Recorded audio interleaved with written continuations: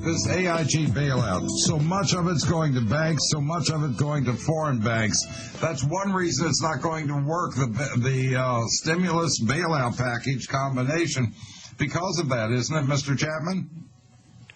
Yes, and, as I was saying as we went out to the segment, and that is it was total deceit on the part of government, the Federal Reserve in this case, as to where the money was going. Everybody thought it was going to AIG. In fact, it wasn't.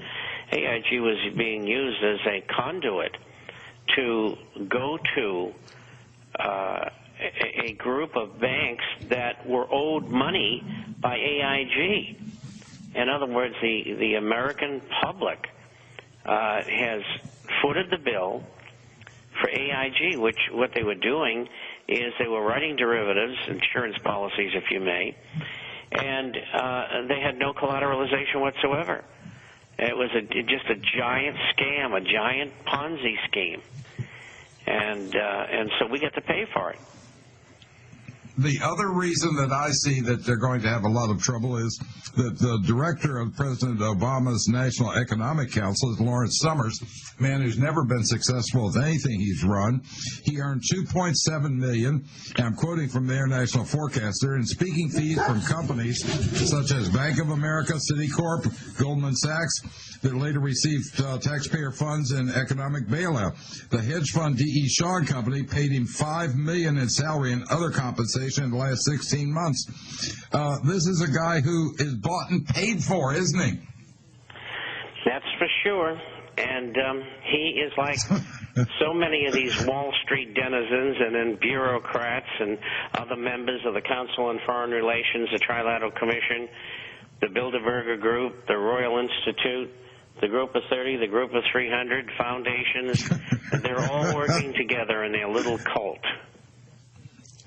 Oh, my goodness. They're the ones who are doing it, and you're looking at this, and you're saying, yeah, these are the people who are going to lead us out, lead us into the promised land. But the one thing that I've noticed is, tell me what's going on. Stocks keep going up. Why are stocks going up? Are they trying to suck us in one more time and suck people into believing that, oh, the milk and honey trucks arrived? Well, yes, that's what they're trying to do. And the rally from 6,600 on the Dow has been initiated and pushed by our government through the Working Group on Financial Markets.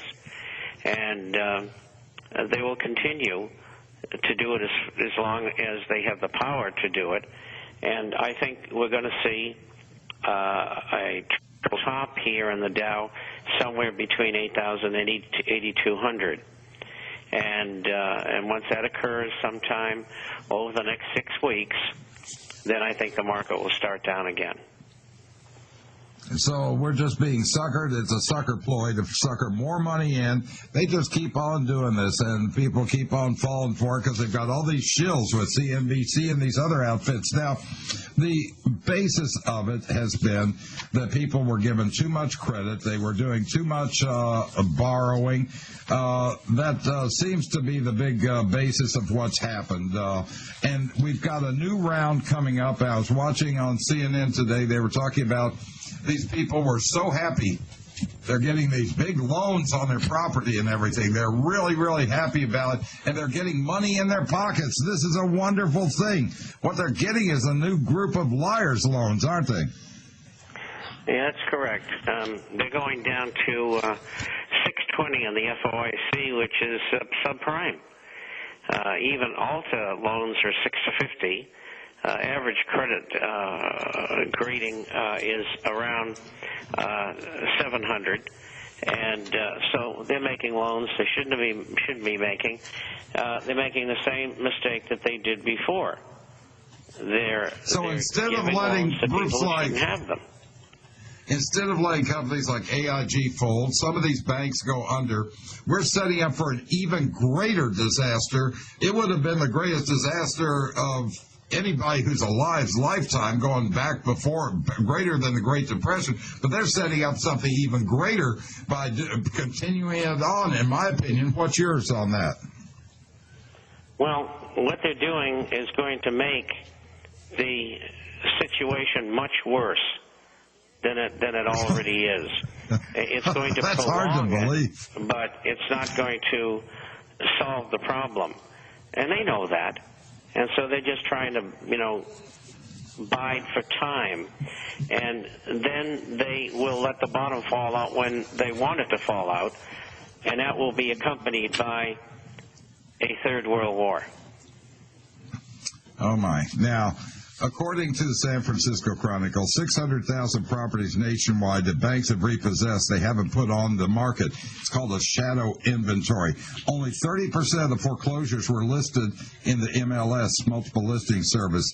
The real danger is that there's much more from foreclosure inventory than we're measuring, said Celia Chen, Director of Housing Economics at Moody's Economy Incorporated, or moodyseconomy.com.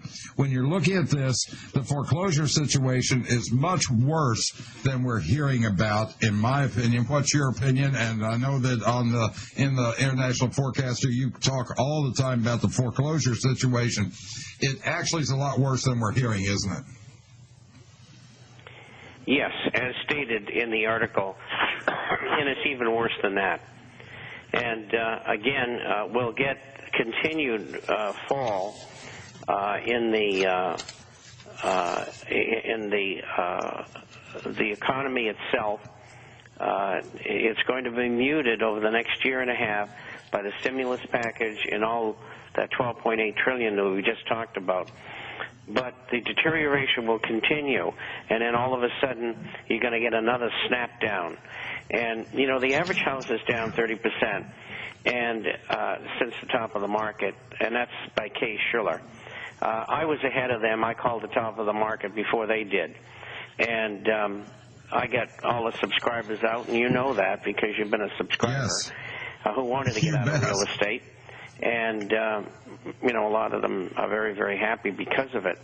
And the original thought of mine was that the average house would go down 35%, and the hot areas, which are 30 large cities, and there were cities like Northern and Southern California, Nevada, Arizona, Maryland, some of these areas, New England, that really get hot. And I figured they'd get down 45%. I'm going to have to revise my figures because what they've done is they've reintroduced all these terrible loans. And they've extended it out by doing so. And so anyway, the situation is going to come to a point where it's just going to blow up. And you're going to see massive inflation. And you're going to see many, many more houses coming on the market. And you're going to see a pretty nasty situation. Today's bargains will be no bargain.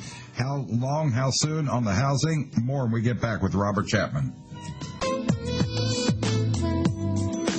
You want to hear something very, very strange that's in the International Forecaster, because every page is just crammed with so much information. We can only give you so much.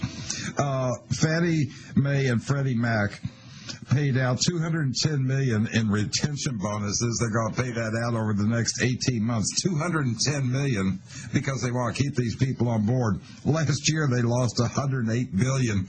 I mean, excuse me, Mr. Chapman, isn't this if you've got an employee and he just ran your company into the ground, are you going to pay him extra money because we got to retain these good people? Is there something I'm missing on this?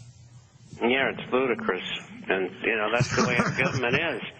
It works hand in hand with Wall Street and banking and the insurance companies, and they do anything they want. There are no rules. There's no constitution. Every man for himself. And it's a corporate fascist society.